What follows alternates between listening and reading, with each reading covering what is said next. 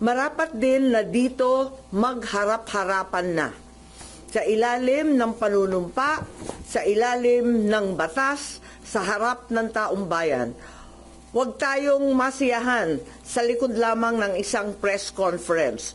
Kung kayo'y tunay na naglilingkod sa katotohanan, magharapan tayo dito sa Senado. Ang Senado ay hindi tatakbo o tatalikod, lalo na kung may nadawit na hindi dapat. Nananawagan rin ako sa ating magigiting na kasapi ng Philippine Marines na kung may paratang, ilatag ninyo ng malinaw. Kung may ebidensya, ilabas ninyo ng buong tapang. Kumbaga sa maleta, mananatiling sikreto ang laman niyan kung hindi ilalatag sa lamesa at bubuksan. Dito natin buksan sa Senado at suriin ang maleta ng katotohanan. Hindi maaring trial by publicity ang mangyari. Hindi maaring ang institusyon ng Senado at pati na rin ang Kongreso at ang dangal ng bawat halal ng bayan, Senado man o Kongresista, ay mayurakan ng walang kalaban-laban. Batid ko na nagpahayag kayo na nais ninyong tayuan ang mga pahayag ninyo under oath. Yan din ang aking inaasahan at susubaybayan. Tama ang hakbang na yan upang maging opisyal ang lahat. Pinoprotektahan ko ang Senado hindi dahil sa mga personalidad, hindi dahil kaibigan ko sila, kundi dahil ito ang tinig at tanggulan ng ating bansa. Kaya kung ang mismong tanggulan ang inaakusahan, marapat din na dito magharap-harapan na sa ilalim ng panunumpa, sa ilalim ng batas, sa harap ng taong bayan. Huwag tayong masiyahan sa likod lamang ng isang press conference. Kung kayo'y tunay na naglilingkod sa katotohanan, magharapan tayo dito sa Senado.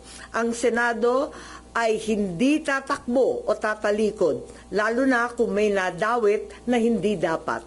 Sa aking mga kasama na senador, ito rin ang pagkakataon para linisin ang inyong pangalan at itindig ang dangal ng institusyon. Maraming salamat po. Andito naman po yung affidavit. Siguro nakita naman ninyo yung joint affidavit na mahaba na ginawa ng ating mga Marines kahapon.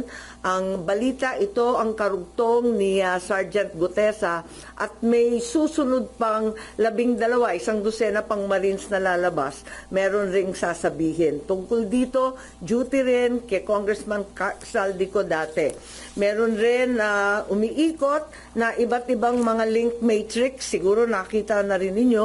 At ang talagang binibigyan ng pansin nito at dinidiin ay yung mga mastermind. Sapagkat alam naman natin lahat na hanggang ngayon, ang tinutumbok pa lamang ay yung mga small fry ika nga, yung mga dilis, yung mga maliliit at maliliit na kasangkot. Malaki man ang halaga, hindi sila yung mga tunay na mastermind. Tumbukin na ang mga mastermind at katulong natin ang ating magigiting na mga Marines. Yun lang po. Maraming salamat. Po? Pwede may attach, i-addendum natin.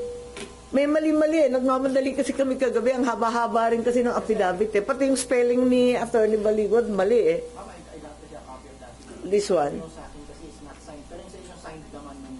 Yung sa atin, signed ba? Yung affidavit? Parang signed naman yata. How can we be assured na magiging objective kapag dito sa Senado inimbestigahan?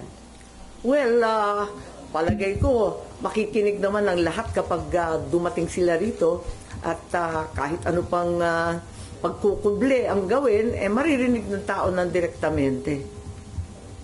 Po.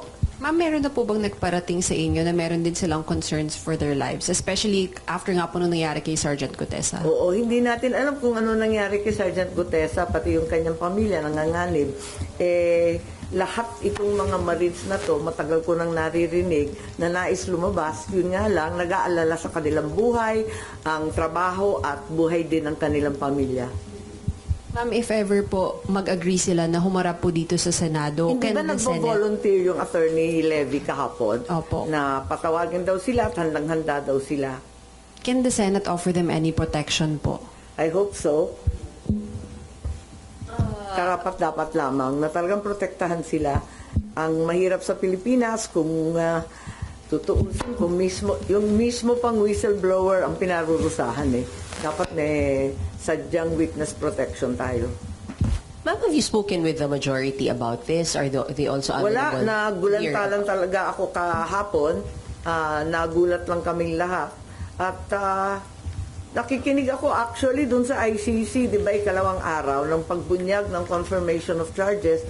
Kaso, lumitaw ito, no? Pinapatay nga yung storya kaya inaasahan ko na sa pamamagitan ng resolusyon marinig natin ang katotohanan. Pero, yun nga, nakikinig ako dun sa ICC. Biglang eto nga ang naging balita. Nagulat ako at may $2 million pa raw para sa ICC, sa gastos ng ICC. Nakakagulat naman yun.